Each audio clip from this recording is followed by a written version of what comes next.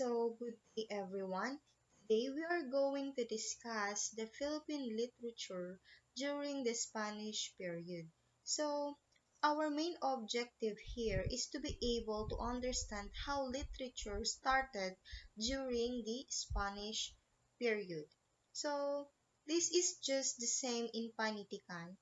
Here is the English version.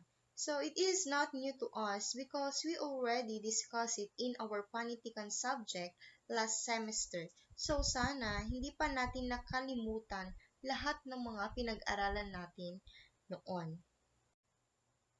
So let us proceed with the historical background. It is unaccepted belief that the Spanish colonization of the Philippines started in 1565 during the time of Miguel Lopez de Legazpi, and he is the first Spanish governor-general in the Philippines. So, literature started to flourish during his time. This spirit continued unabated until the Cavite Revolt in 1872. The Spaniards colonized the Philippines for more than 3 centuries. So, during these times, maraming mga pagbabago sa buhay ng mga Pilipino noon. So, they embraces the Catholic religion, changed their names, and were baptized. Let us proceed with the Spanish influences on Philippine literature. Due to the long period of colonization of the Philippines by the Spaniards, they have exerted a strong influence on our literature. So we have 7 stated in our PowerPoint presentation. The first one is the first Filipino alphabet, called Alibata, was replaced by the Roman alphabet. The teaching of the Christian doctrine became the basis of the religious practices. The third one is the Spanish language, which became the literary language. During this time lent many of its words to our language. Next is the European legends and traditions brought here became assimilated in our songs, corridos, and moro-moros. The fifth one is the ancient literature was collected and translated to Tagalog and other dialects. Many grammar books were printed in Filipino like Tagalog, Ilocano, and Visayan.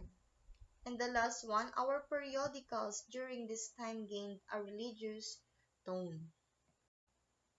Now let us proceed with the books that have been published during this time. So we have 1, 2, 3, 4, 5, 6, 7. So we have 7 books. The first one is the Doctrina Christiana, or the Christian Doctrine.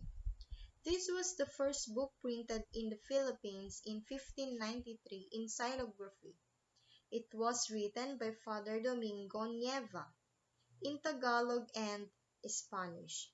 It contained the Pater Noster, or Our Father, Ave Maria, or the Hail Mary, Regina Coeli, or the Hail Holy Queen, the 10 Commandments of God, the Commandments of the Catholic Church, the 7 mortal sins, how to confess, the Catechism. The 3 original copies of this book can still be found at the Vatican, at the Madrid Museum, and at the U.S. Congress.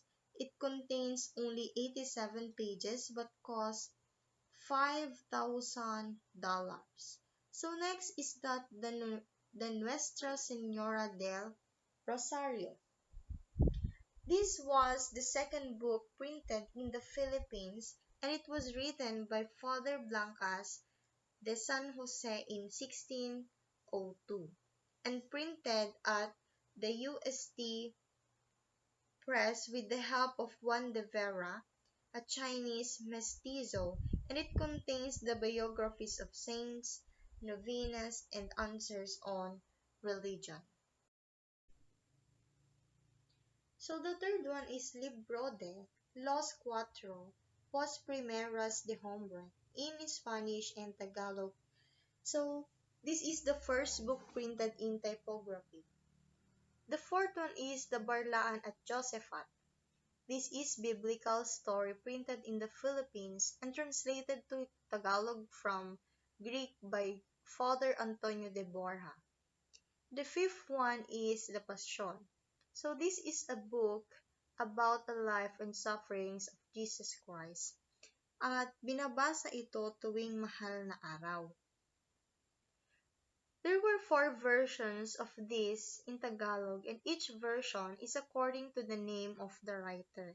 So sila ay si Padre Mariano Pilapil, Gaspar Aquino de Belen, Aniceto de la Merced, Don Luis de Guian. So there are critics that did not agree whether it is the Pilapil or the de la Merced version which is the popular. So the sixth one is the Urbana at Felisa, a book by Modesto de Castro, the so-called father of classic prose in Tagalog. These are letters between two sisters, Urbana and Felisa, and have influenced greatly the behavior of Filipino in society because the letters deal with good behavior. That's why malaki ang naging impluensya nito sa kaugalian nating mga Pilipino sa lipunan natin. The seventh one or the last one is ang mga dalit kay Maria or the songs for Mary. It is a collection of songs praising the Virgin Mary. Father Mariano Sevilla, a Filipino priest, wrote this in 1865 and it was popular especially during the Maytime Flores de Mayo festival. Letter C. Literary compositions. Number 1.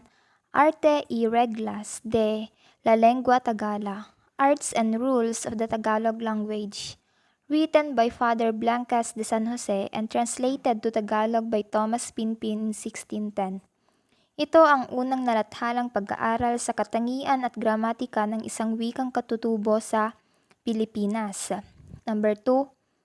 Compendio de Lengua Tagala, Understanding the Tagalog Language, written by Father Gaspar de San Agustin in 1703.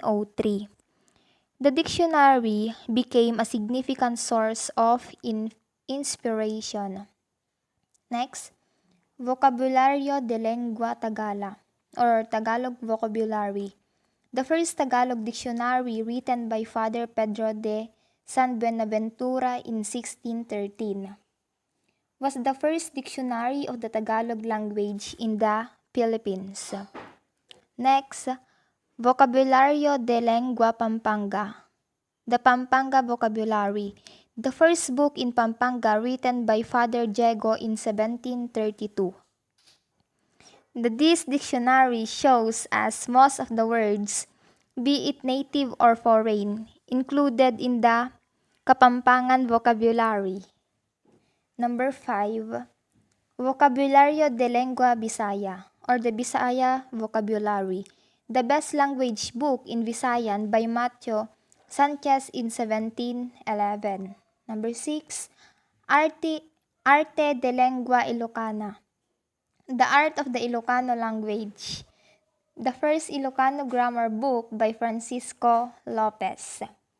And the last one, Arte de Lengua Bicolana, the art of the Bicol language, the first book in the Bicol language and written by Father Marcos Lisbon in 1754. It is a list of vocabulary of the Bicol language collected by Marcos de Lisha when he was assigned to Bicol region, Philippines. Letter D. Folk songs. Folk songs became widespread in the Philippines. Each region had its national song, from the lowlands to the mountains of Luzon, Visayas, and Mindanao. Folk songs truly manifest the artistic feelings of the Filipinos. They show the Filipinos' innate appreciation for and love of beauty. The examples are Leron-leron sinta, pamulinawen, dandansoy, sarong banggi, and atin kupang singsing. And to deepen our knowledge, if we say Leron-leron sinta is a classic work song that is believed to have originated in the province and was traditionally sung during the papaya harvest season. And Pamulinawen is a popular old Ilocano folk song, possibly from the pre-Spanish era. It is about a girl with a hardened heart who does not need her lovers pleading. It is about courtship and love. Next is the recreational plays. There are many recreational plays performed by Filipinos during the Spanish times. Almost all of them are in poetic form. But before that, if we say recreational plays, play may be defined as active and passive recreational activities that allow us to develop our physical, social, emotional, and moral capacities. To understand well, here are some examples. Number 1, tibag. The word tibag means to excavate. This ritual was brought here by the Spaniard to remind the people about the search of Saint Helena for the cross in which Jesus died. Next is lagaylay.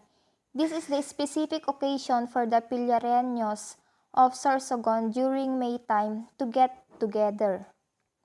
As early as April, the participating ladies are chosen and sometimes mothers volunteer their girls in order to fulfill a vow made during an illness or for a favor received.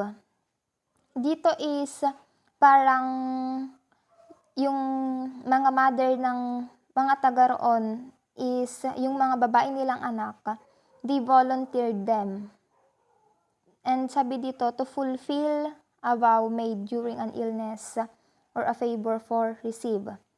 And in some parts of Bicol, a different presentation is made, but the object is the same praise, respect, and offering of love to the Blessed Cross by Saint Helen on the mount she had dug in. Number 3, the Seneculo. This is a dramatic performance to commemorate the passion and death of Jesus Christ. There are two kinds, the cantada and hablada. In the hablada, the lines are spoken in a more deliberate manner, showing the rhythmic measure of each verse and rhyming in each stanza, and is more dignified in them. The cantada is chanted like the passion. The cenaculo is focused in the commemorate the passion and death of Jesus Christ. The cenaculo is written in octosyllabic verse with 8 verses to the stanza. The full-length version takes about the 3 nights of staging. Performers come in costumes with wigs, and performers are carefully chosen for their virtuous life. One performs the role of Jesus Christ and another the role of the Virgin Mary. Many famous cenaculo players came from the Tagalog religion, although there are also those from Ilocos, Pampanga, Bicol, and both Sibulanon and Hiligaynon. Next is the panunuluyan. This is presented before 12 o'clock on Christmas Eve. This is a presentation of the search for the Virgin Mary and Saint Joseph for an inn wherein to deliver the baby Jesus. Lahat naman na tayo is familiar sa panunuluyan. Next is the salubong or panubong. The salubong is an Easter play that dramatizes the meeting of the risen Christ and his mother. It is still presented in many Philippine towns. Next is Carillo or shadow play.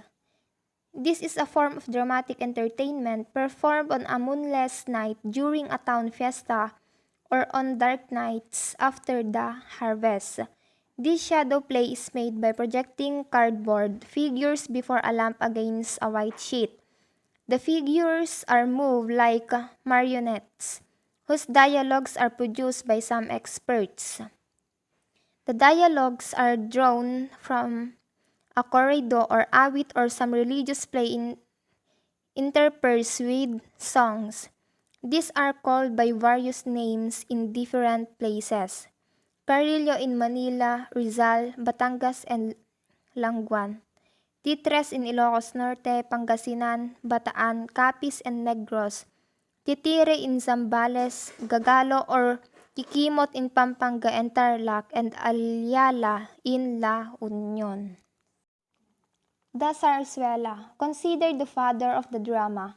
It is a musical comedy or melodrama, three acts which deal with man's passions, emotions like love, hate, revenge, cruelty, avarice, or some social or political trouble. The next is Sañete. This was a short musical comedy popular during the 18th century. They were exaggerated comedies shown between acts of long plays and were mostly performed by characters from the lower classes. Themes were taken from everyday life scenarios. Parang ito is sabi nga dito, themes were taken from everyday life scenarios. It is fact that being performed lamang. Yun lamang po. Salamat. Let's now move on to the Moro Moro. Like the Sinaculo, the Moro Moro presented also on a special stage. This is performed during town fiestas to entertain the people and to remind them of their Christian religion. The plot is usually the same that of a Christian princess or a nobleman's daughter who is captured by the Mohammedans. The father organizes a rescue party where fighting between the Moros and the Christians ensue. The Mohammedans are defeated by some miracle or divine intercession, and the Mohammedans are converted to Christianity. In some instances, the whole kingdom is baptized and converted. One example of this is Principe Rodante. So, in Moro Moro, it is a play that became popular in the Philippines during the Spanish colonial period. It depicted battles between Christians and Moros or Muslims in the Philippines, and it is popularly known with the Moros as the perpetual villains who always lost to the Christians in the end. Karagatan.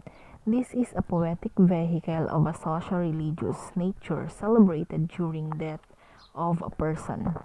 In this contest, more or less formal, a ritual is performed based on a legend about a princess who dropped her ring into the middle of the sea and who offered her hand in marriage to anyone who can retrieve it.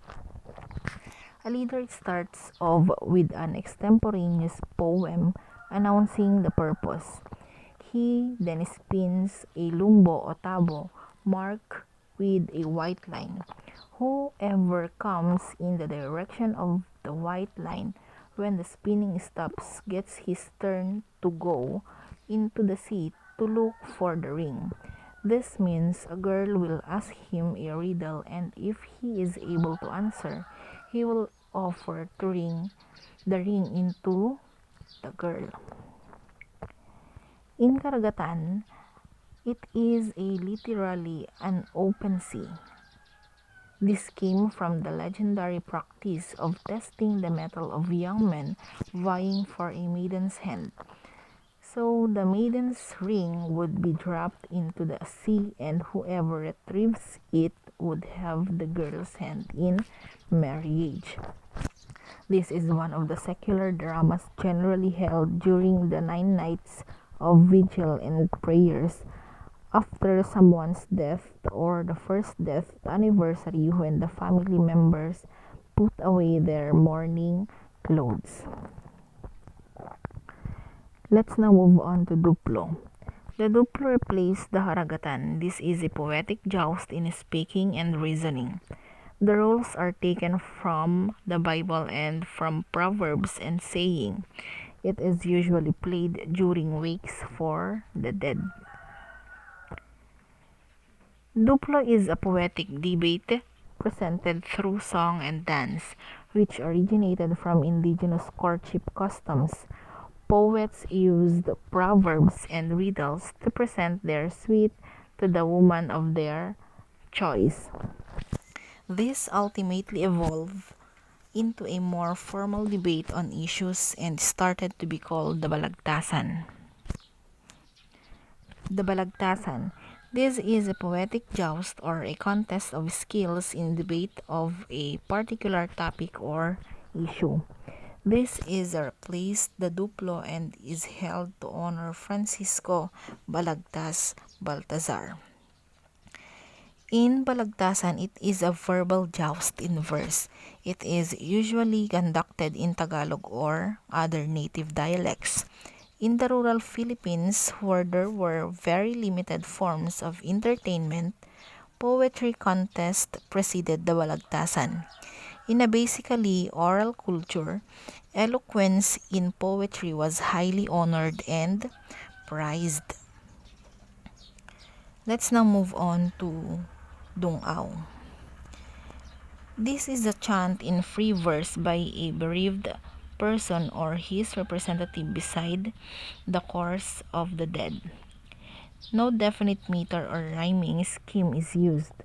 The person in chanting it freely recites in poetic rhythm according to his feelings, emotions, and thoughts. It is personalized and usually deals with the life, sufferings, and sacrifices of the dead and includes apologize for his misdeeds. In Dungao,